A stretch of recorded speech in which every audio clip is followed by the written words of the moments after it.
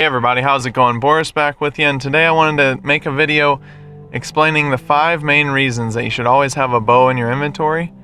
For me, it's a definite must to have a bow in my inventory at all times, and I'm going to give you the 5 main reasons why. So while you're in your drop pod, or right when you exit it, you might create a crafted knife with 2 rocks, and then you go to your nearest building or nearest opponent and try and take them down or find some items to sell. And you'll easily have enough funk to create a bow with the crafted weapon that you already have in your possession. To create a crafted bow, you will only need 12 funk to do so. 7 funk to create a crafted knife, and then you combine it with another rock or another stick to either get a spear or a hatchet, and then you craft with 1 more stick to get your crafted bow, which will cost you 5 more funk. So that's reason number 1, that it's extremely cheap to make and it doesn't take very long.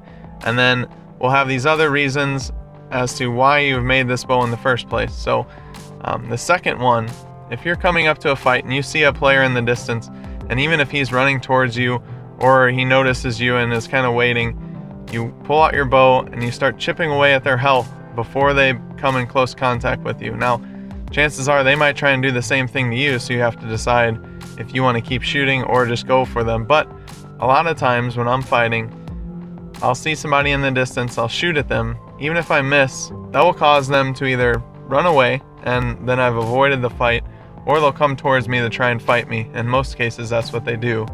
But when they are running towards you is when you can chip away the most damage. So you'll easily get 3 or 4 shots off before they get to you, and hopefully you connect with a couple.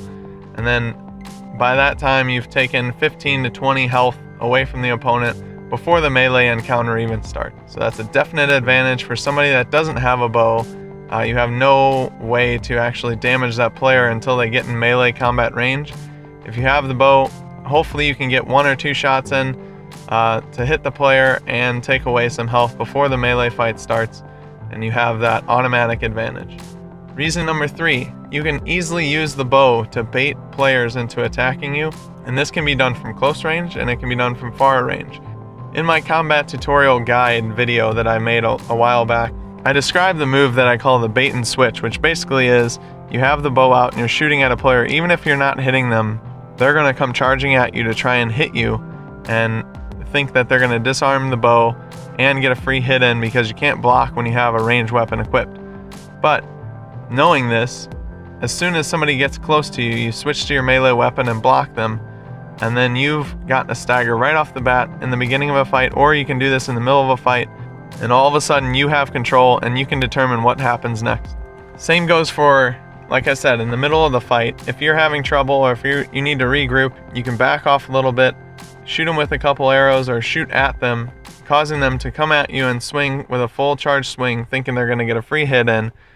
You can switch to your melee and block really quickly, and now you have control of the fight, and hopefully you can take it from there and win the fight.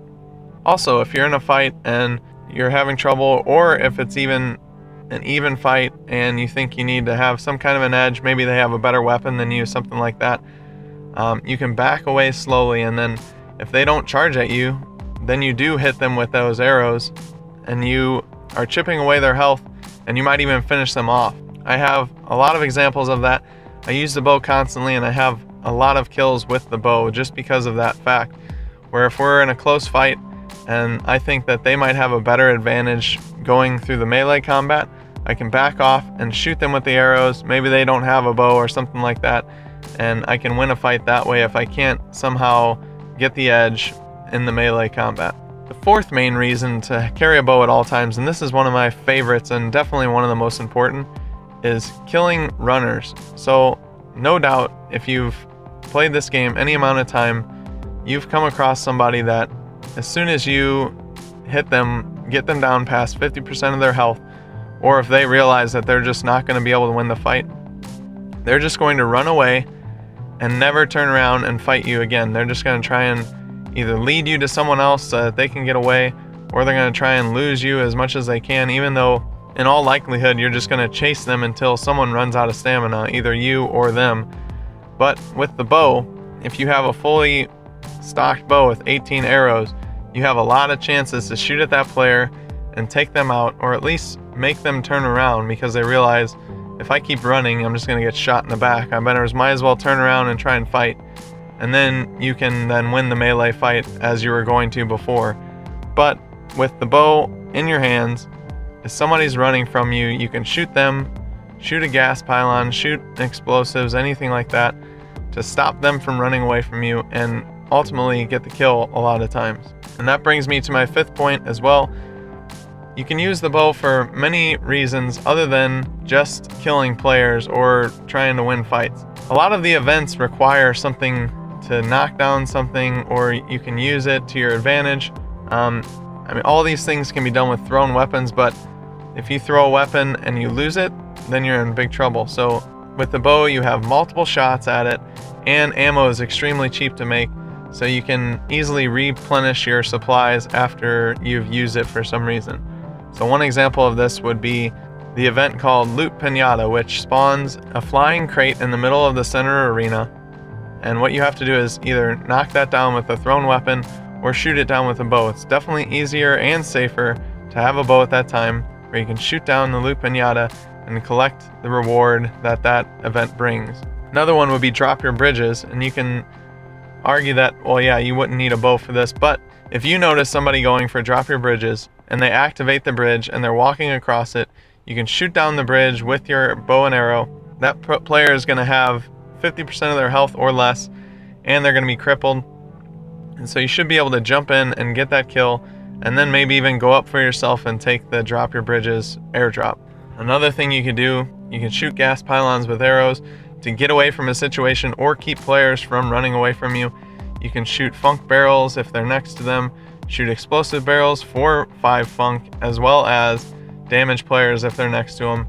Just so many things that the bow can be used for utility purposes that will help you in a match and ultimately win you the game. So I hope this lets you realize that creating a bow is super cheap to make.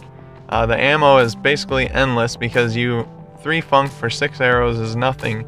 And once you start to use it, and once you start to realize how great it is, it's going to help you win many more fights, and it's going to put you at an advantage over somebody that doesn't have a bow in the fight that you're taking place in.